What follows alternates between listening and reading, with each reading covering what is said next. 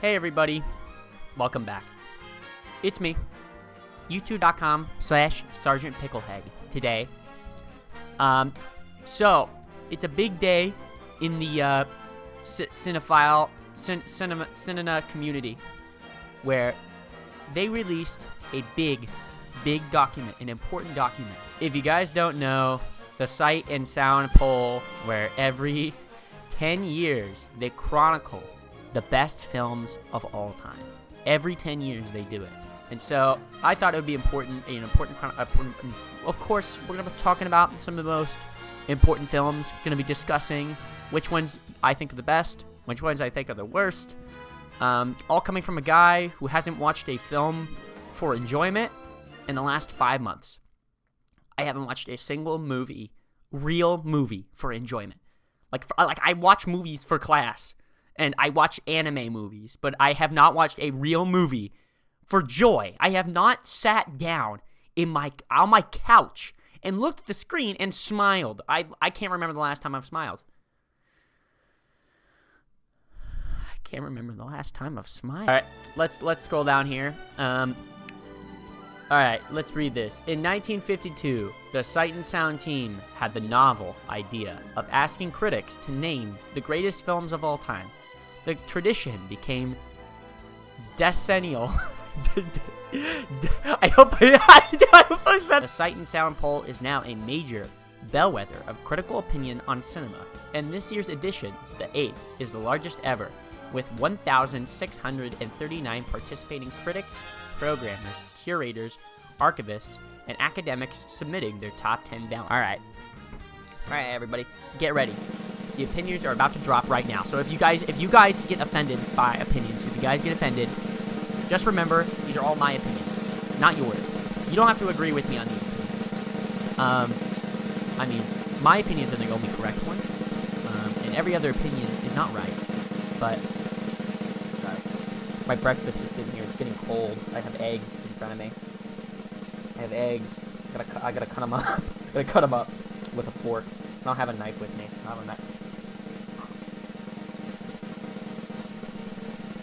Okay.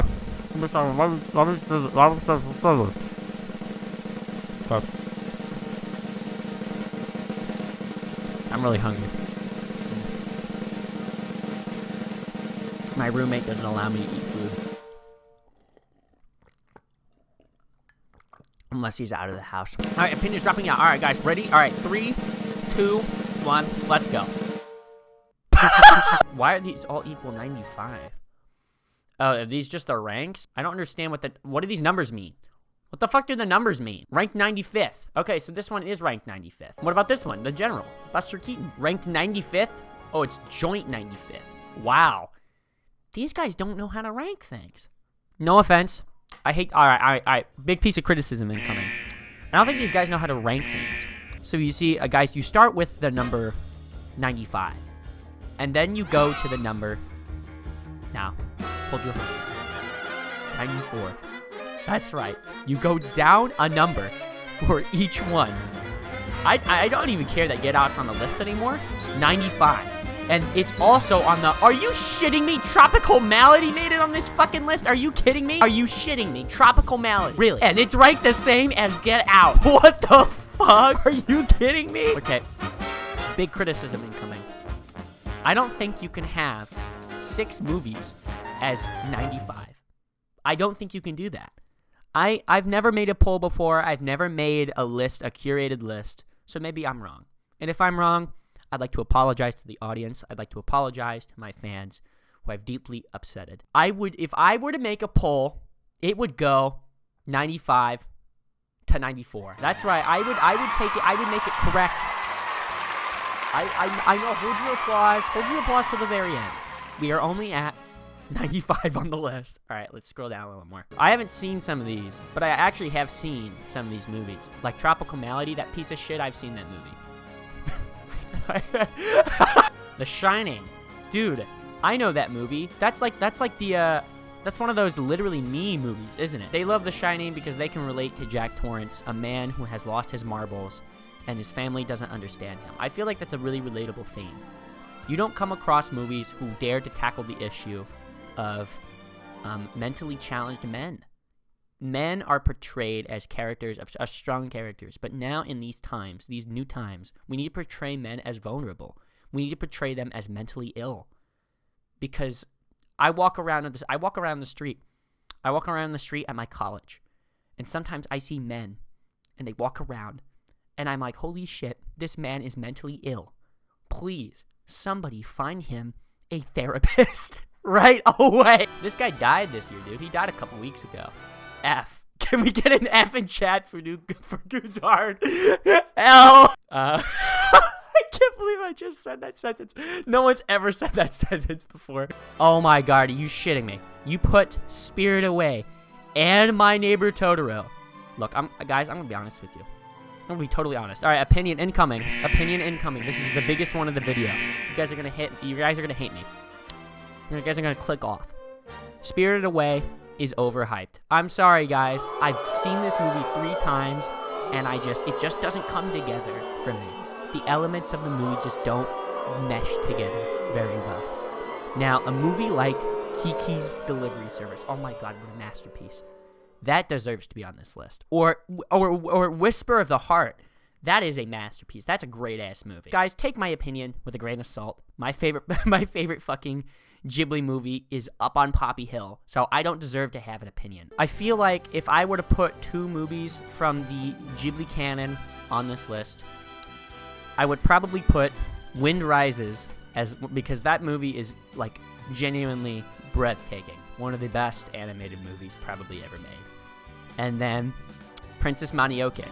That would be my 2 for this list, not these 2. And I know what you're thinking, Slowking, you fucking moron. You piece of shit. That is a terrible dog-ass opinion. And you know what I say? Fuck you. Go fuck yourself. Click on another video. Go click on another video. Go find somebody that will vindicate your opinion. La Ventura. You know what? I've seen Antonioni's other movie. God damn it. I didn't spell his name right. Antoni. Oni. I'm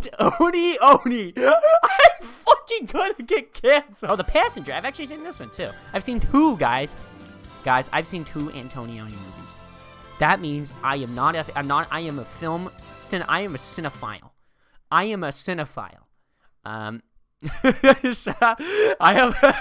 We've got The Third Man. Orson Welles is in this one. You know, the guy from the beer commercial. The guy from the wine commercial. That Orson Welles.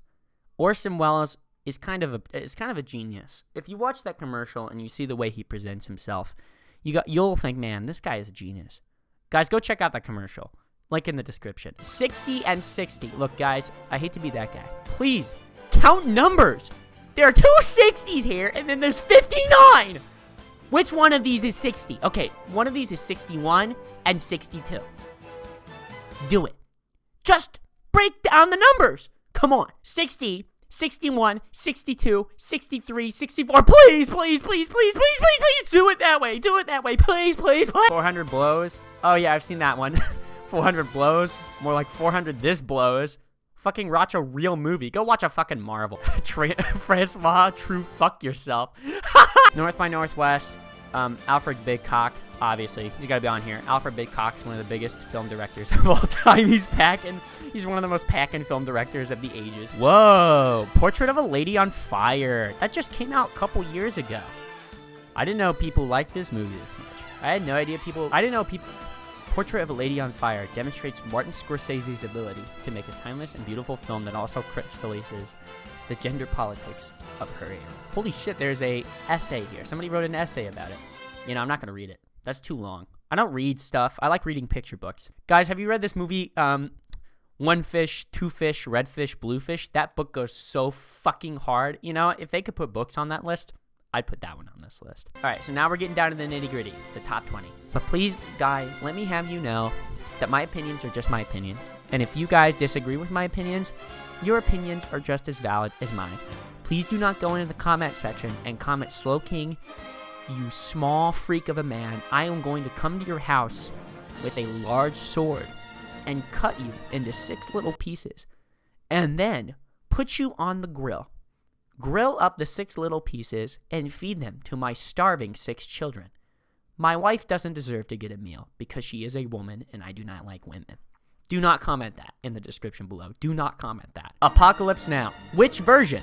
I hate that they don't specify which version of the Apocalypse Now. Okay, Coppola. Cope.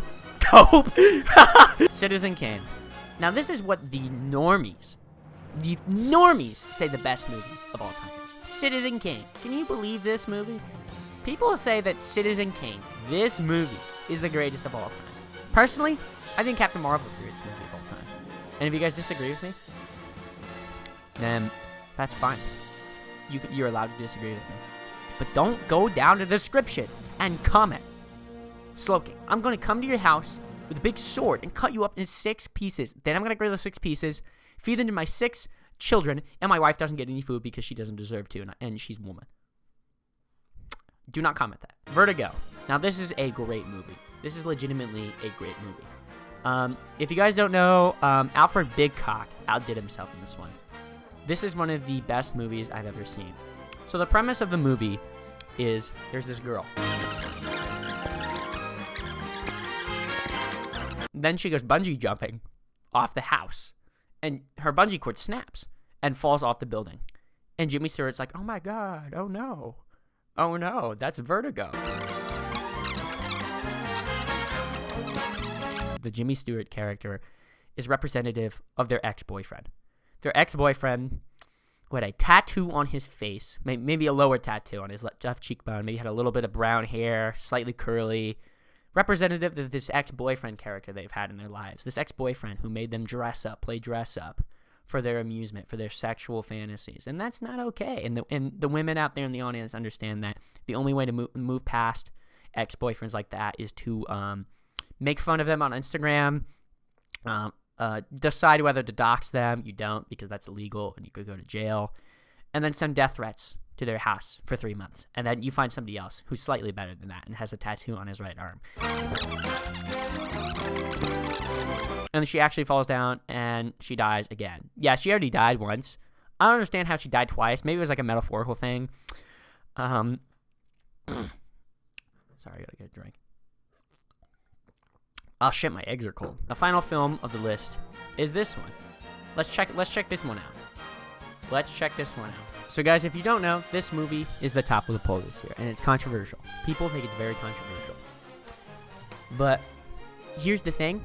I haven't seen the movie, so I'm not going to give you guys any opinions on the movie. I'm not going to give you any opinions. I'm going to let you, the audience members, decide whether this should be the best movie of all time. Janine Delman, 23K de Commerce, 1080p, purchase, 1975. I butchered that. The magnificent epic of explorational cinema. Experimental. I'm not reading! A sudden shakeup at the top of the Sight and Sound's nearly 10-year poll. Martin Scorsese's Janine Delman, 23K Commerce, 1080p, Bruxelles, 1985, heads the 2020 list. No other film made by a woman has ever reached the top 10. In the first instance, this is unsurprising. Women film directors have always been few and far between. Equally obviously, the contributing critics have been predominantly male. Okay, you get the idea. It's a woman movie made by a woman, actually a transgender. Martin Scorsese, the notable transgender director. Of course, I have not seen it, so my opinions on the movie are completely square. Please, if you have discussion about the movie, go to the comment section. Go to the comment section where people are not saying, Slowking, I'm going to come to your house with a sword, cut you up into 6 little pieces, put you on a grill, cook you for my 6 kids, but not for my wife because I don't like women. Where people are not commenting that. They're commenting about Janine Delman, 24, Keir Albuquerque, Royal Lane, 1080p, Bruxelles, 1984. They're talking about this movie. Thank you guys so much for watching me talk about movies. I'm very passionate about movies. I love movies, and I love to talk about them with you all. The only sight that you guys have seen is this video, and I am losing my sight. And the only sound you are hearing are the sounds of my voice. My beautiful, sexy voice. But thank you, everybody, for taking the time to watch the video with me. On the next episode of this show, we are going to take a look at the Rolling Stones' top 100 albums of all time. And go through those. And see At which place Steely Dan's 2 Against Nature falls.